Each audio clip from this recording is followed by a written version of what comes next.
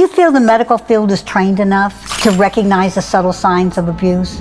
Training knowledge is not static, right? It's fluid and ever evolving. So I think as knowledge about this topic has augmented, as people like you begin to tell their story, it's been incorporated more into the curriculum. As a medical professional, you cannot show judgment, exactly right. on this person that tells you that they've been hit at home or whatever. You can't say, oh my God, leave. What you can do is create a space that's dominated by privacy, with patience, and communicate in non-judgmental ways. That was one of my bigger fears when I published my book, that I would be judged. Right. Have you ever sensed a patient might carry an unspoken pain, something that happened at home? Patients may make a remark that suggests that there may be a power imbalance. What do you mean by power imbalance? That someone else may be dictating their decisions. So when you actually learn that someone you know has been affected by abuse, the instinct is, of course, to want to help.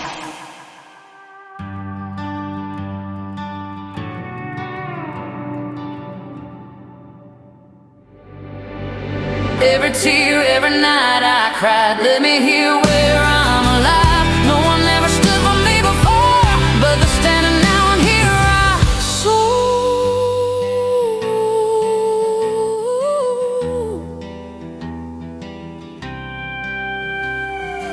so. Welcome back to Behind the Bruises. I'm your host, Candy Morrow. Today's guest understands transformation in a way that goes far beyond the operating room. Dr. Kristin Boehm is a double board certified plastic surgeon in Atlanta and a cum laude graduate from Dartmouth College. She completed medical training at the University of Rochester and the University of Utah, where she earned the prestigious Gaspar Anastasi Award. She completed a fellowship in aesthetic and ocular plastic surgery and now specializes in helping women reclaim confidence through surgical and non-surgical transformation. But what makes Dr. Boehm especially meaningful to me is not just her skill, it's her heart.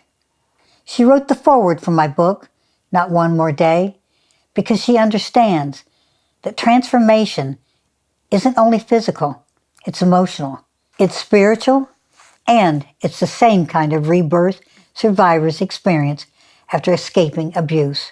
She sees women step into new versions of themselves every day, just as I had to rebuild myself piece by piece. Dr. Boehm, thank you for being here today. It's an honor to share this space with you. My pleasure. Thank you for the opportunity. You bet, anytime. My first question will be, when I walked into your office to see you, and I had a question to ask you, and I was so afraid to ask you this question, but you graciously listened to me, and my question was, would you write the foreword for my book? And without hesitation, you said absolutely. What made you decide to do that, given the topic is so difficult? I remember that day too, Candy. I remember it vividly. Yeah. And when you hear statistics and data about abuse, it's very easy to forget that those numbers sometimes reflect the very people that you may work with, that you socialize with, or that you may even momentarily meet in day-to-day activities. So when you actually learn that someone you know has been affected by abuse, the instinct is, of course, to want to help. And in this particular case, that help is less about offering immediate safety, but in lending support as someone unfolds their story as part of their healing. Okay. Because the way you wrote the foreword, it was so inspiring to me, and I've gotten feedback from other people that have read the foreword, that the way that you worded it with the transformation and intertwining the physical portion, the emotional portion, and the spiritual portion with the transformation on the external side. So it was great. Thank you so much. A lot of people think plastic surgery is about something being fake or artificial, when in fact, it's actually derived from the Greek word plastikos, which means to mold or to change. So I think that's very applicable, not only to what I do in my career, but, for the story that you told as well. Yeah. Wow, I didn't know that. Thank you. Mm-hmm. All right. So my next question would be, do you feel the medical field is trained enough to recognize the subtle signs of abuse? So, most most institutions are beginning to address this topic. And, there are many forms of abuse. There's intimate partner violence, there's child abuse, elder abuse, and, residencies and medical schools have now realized that this has to be incorporated into the curriculum and have designed exercises to start to recognize the signs of both physical as well as emotional abuse. Now, naturally, there are some fields that have deeper training in this, so things like emergency medicine, OBGYN, pediatric psychiatry, they're going to have a little more both exposure as well as training in that topic. But I think knowledge means repetition and reinforcement. And nowadays, most hospitals include annual compliance training on these same topics. And that can include, again, recognizing signs and symptoms, but also appropriate communication skills, reporting laws, safety planning, and referral pathways for people who find themselves in these situations. Yeah, I didn't know if it would be any different from a physician standpoint as opposed to a nursing standpoint. Because when I was in nursing school, of course, it was a long time ago, they really did not discuss, maybe touched on abuse or that signs to watch for, or that sort of thing, and what our responsibility would be to call, specific people, if we suspect anything. So I didn't know if there was anything like that on the physician. Well, I think, portion. Training knowledge is not static, right? It's fluid and ever evolving. So I think, as knowledge about this topic, has augmented as people like you begin to tell their story, it's been incorporated more into the curriculum. Now, the interesting part of your question is it enough? I mean, I don't think it ever ends, right? And it's something that also comes just from experience. So people that are exposed to this more in their daily careers obviously are going to be better equipped to deal with it as well. Yeah. Hopefully it gets better. How can medical professionals create a safe space to make her feel that, or he, feel comfortable speaking about the abuse or what they may be encountering at home? So you can't predict when an individual is going to really feel ready to share the details of their abuse. And certainly it's something that you would never want to force upon an individual. And so I think what you can do is create a space that's dominated by privacy, with patients, and communicate in non-judgmental ways. That can include validating support statements, even normalizing the conversation so that the individual doesn't feel like they're targeted or, that is potentially overwhelming to them. So, creating that safe space, and then should that individual decide to open up, being able to potentially assist them with referral sources that may be out there. Yeah. And I think the bigger part of that too is the judgmental. As you as a medical professional, you cannot show judgment. That's exactly right. On this person that tells you that they've been, hit at home or whatever. You can't say, "Oh my God," leave. Right. You have to take it in stages. That's right. And meet them where they are. Right. Have you ever sensed a patient might carry an unspoken pain, something that happened at home As a plastic surgeon, I wouldn't say it's something as obvious as a physical manifestation that you might see more in an emergency room setting. But on occasion, patients may make a remark that suggests that there may be a power imbalance, or that someone else... Like, what do you mean by power imbalance? That someone else may be dictating their decisions. Okay. Maybe even a little bit of coercion. Something like, I got to ask my husband if I can do this, Something like that, or... even things like having access to transportation, finances, that someone else is at the decision-making helm. And I think for some of those patients, they don't even recognize it as abuse because for them, it's part of their daily norm. And so once again, my role is not to criticize them or to make them feel more vulnerable, but at least make them, while they're in my presence, to feel important, to feel valued, and to feel worthy. Yeah, and build that relationship of trust. That's right. And safety. That's right. Yeah. The doctor-patient relationship is just that. It's about building a relationship. These are people that are entrusting you with, intimate parts of their life beyond even, what may potentially be going on at home. And so, to treat that with the utmost respect, and as we've mentioned, lack of judgment. Yeah. I think that's so important because that's what I felt for many years is that if I spoke out or if I said something about, what I encountered, that I would be judged. Right. Right. And I think that was kind of like one of my bigger fears when I, published my book, that, I would be judged. Right. But my mission behind writing that book was to be able to speak about it and take away the silence and the shame, right? That victims feel. As you spend more and more time doing this, you start to realize that everyone has a backstory. Yeah. Right. And despite the veneers that may be externally displayed, no one has the perfect existence. Yeah. And so once you start to hear all these various stories, these challenges, et cetera, that people come to your office with, it actually gets easier to be less judgmental. Everybody's got challenges. Something. Right? Everyone's got something. And, and in an ideal world, it's relying on other individuals, resources, et cetera, to potentially make those better. Yeah. Yeah. Yeah. Great. Okay. When you were reading Not One More Day, what moments stopped you or surprised you or maybe stayed with you? In the midst of something so utterly devastating and horrible, it was actually almost inspirational. The small acts of kindness, perhaps long forgotten by the individuals who displayed them, but that ultimately made a difference along the way. So simple things that you reference, like a kind word from a neighbor, or maybe motivation from one of your nursing mentors, employers who gave you a chance, who gave you an opportunity. Those really gave me hope in the midst of something so dark. And then for you to go on and create a scholarship for people who came after you and that you didn't even necessarily know, but you knew that they needed that same chance. Yeah. I think that's just a true testament to the notion of paying it forward. And my intentions, I created the Mr. and Mrs. Wills Doyle Scholarship Fund in St. Petersburg, Florida, for nursing, for students that wanted to graduate that didn't have the finances to be able to get their degree. That was my aunt and I's intention.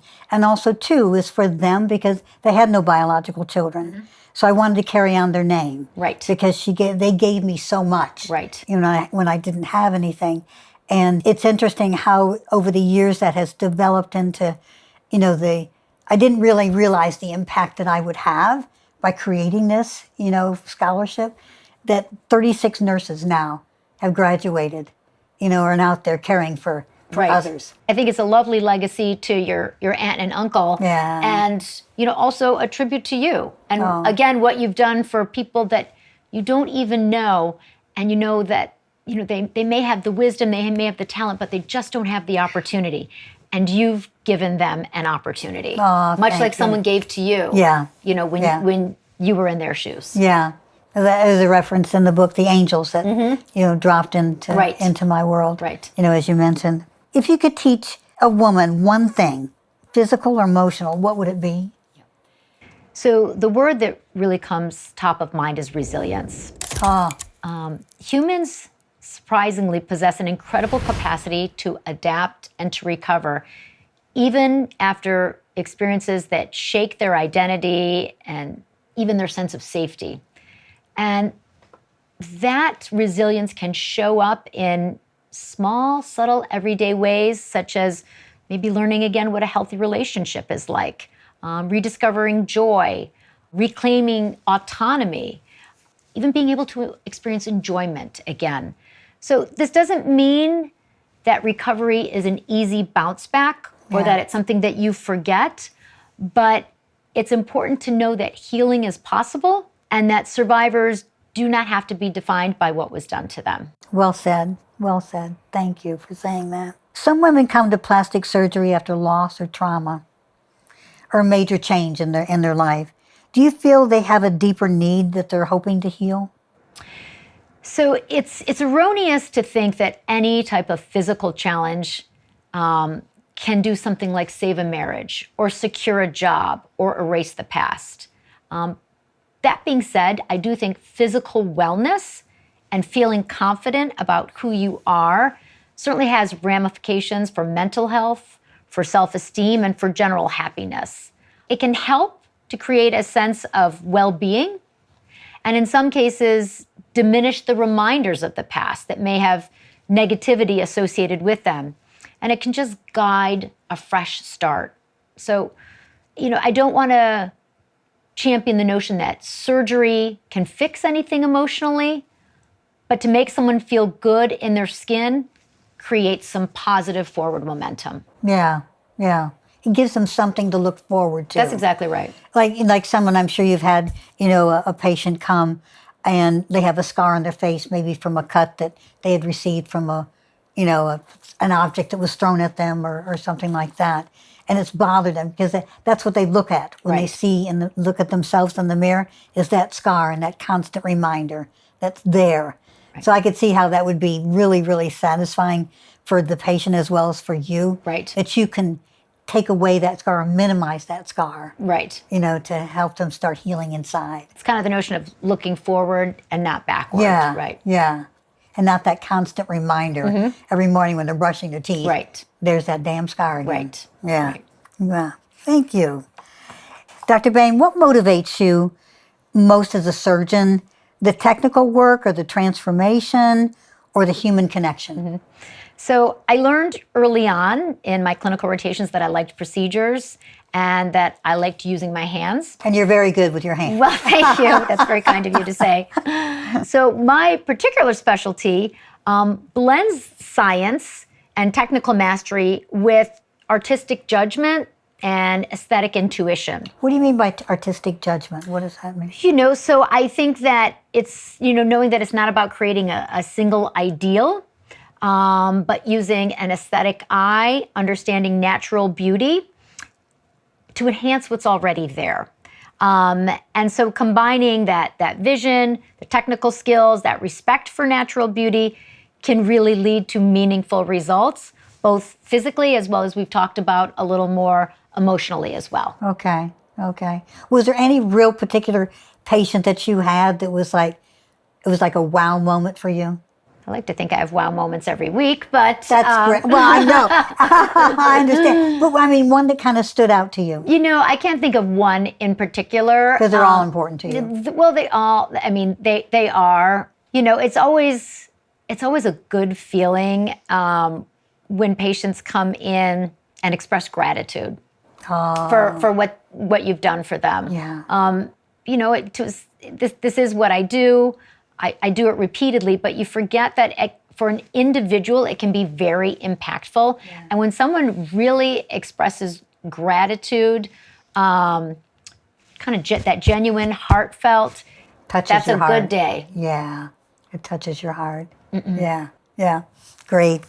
I could see where that would be very, it just feels so comforting knowing that you did something so special for someone and they're so grateful. Absolutely. Doing that, yeah. Well, that's the one thing you've always done, though, is you've always been a good hand holder. That is part of the job. Yeah. It's not just those but few not hours. for you. It comes from your heart, though. It's not. I think you're right. Yeah. It has to be genuine. It's not something that you can fake. But it's not just, that doctor-patient interaction for 2 or 3 hours in an operating room. Yeah. It's the preliminary conversations. It's the post-operative hand-holding. It's availability. So I think it's really a comprehensive experience that, like I said, isn't just about the surgery itself, but what, the kind of the preparation and the aftermath as well. Yeah. And from a nursing standpoint, I can truly relate to that. When I see something, that I've done for a patient I just felt so good and they were so appreciative of me doing that. That just put an extra skip in my walk that day. It does. It absolutely does. Yeah. Is there a particular moment in your career that has shown you the power of the human spirit to rise after being broken? So it's really not one particular moment, but the fact that I see incredible examples of humanity and resilience on a repeated, almost weekly basis. So when people come to me, there's some kind of vulnerability. It could be cancer, it could be a scar, it could be a burn, uncertainty about their appearance. And in most cases, people have extenuating circumstances. Maybe they're a single mom. Maybe they're caring for an ill spouse, or maybe they're facing socioeconomic uncertainty. And it's always impressive to me that these individuals, rather than being overwhelmed by what's in front of them, that they can still project optimism and express gratitude. And so it's almost inspirational how the human spirit has a capability to rise even in those moments when everything seems shattered. And there's really just something quite extraordinary about how much people can bend without actually breaking. And sometimes, I don't think I'd be half as graceful or as strong as some of the patients that I see in those situations. Yeah, wow.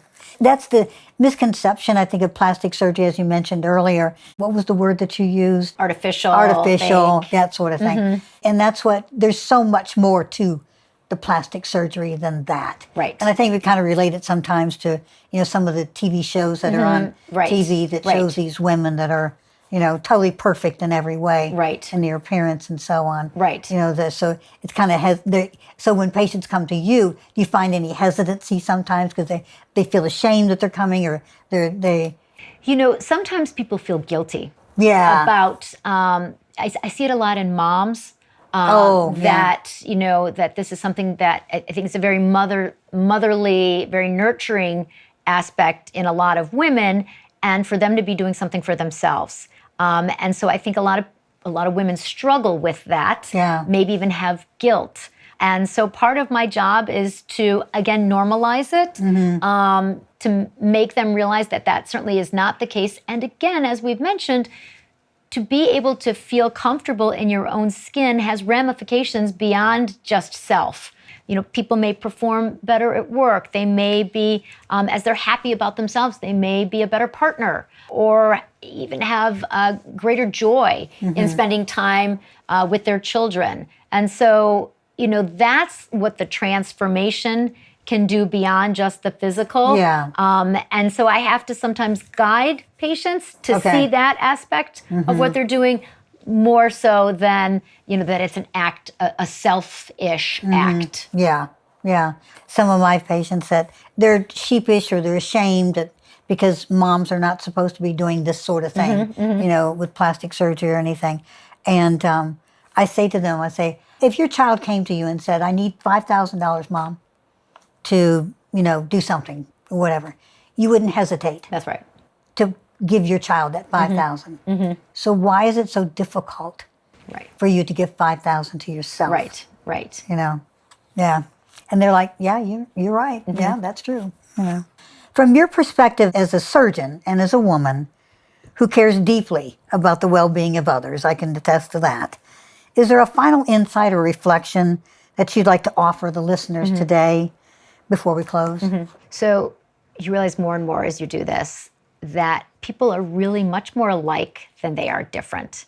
And when you strip away the surface details, our backgrounds, our appearances, our careers, the roles we play, what remains is really a shared human experience. And it binds us much more tightly than anything separates us as human beings. I've realized that most people want the same core things. They want to feel safe. They want to feel understood. They want to be valued.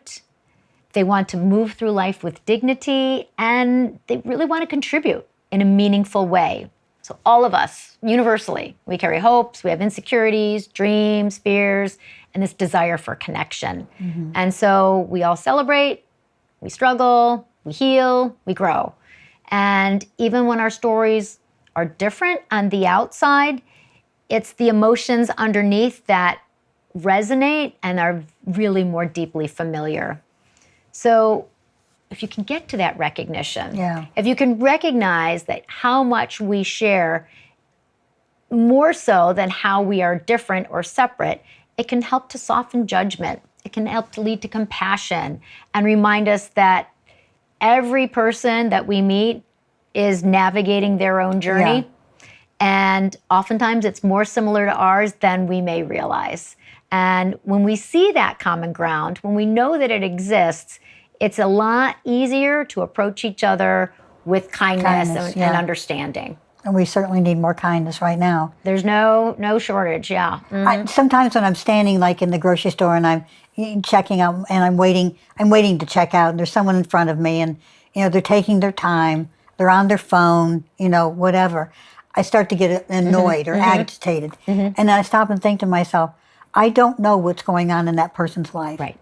Or what has happened today, or why they're even on the phone. Maybe they're on the phone with the physician, or they're on the phone with their child that's sick, or something like that. And so therefore that, kind of calms me down and puts me in that compassion, thought process, as opposed to judgmental. Similar experience, sometimes someone may snap at you at work. Yeah. Or even cut you off in traffic, right? Yeah. And or in the OR when somebody throws something. But if you just remember that there may be a story that has absolutely nothing to do with you that put them in that situation. Yeah.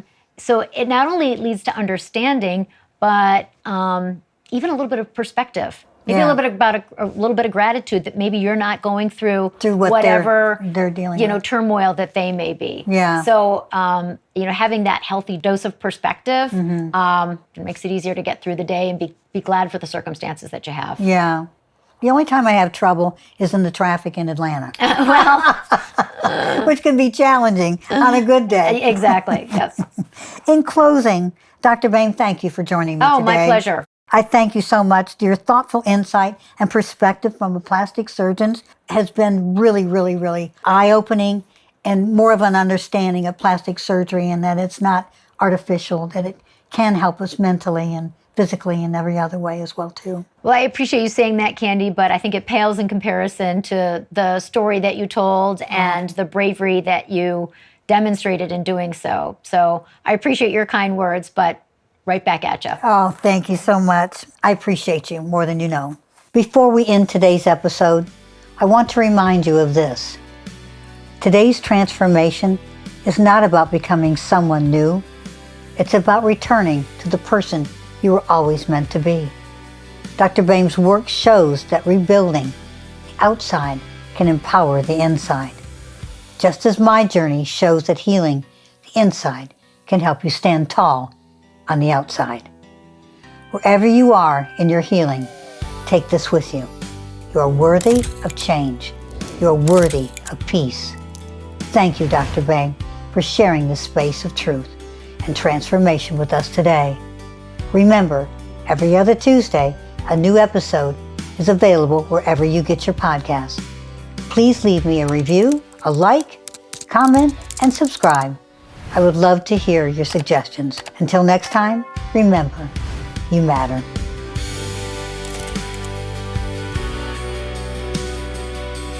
Now I'm around. Oh, no more taking away her power. Not one more day, her new theme. She's living wide awake in a dream.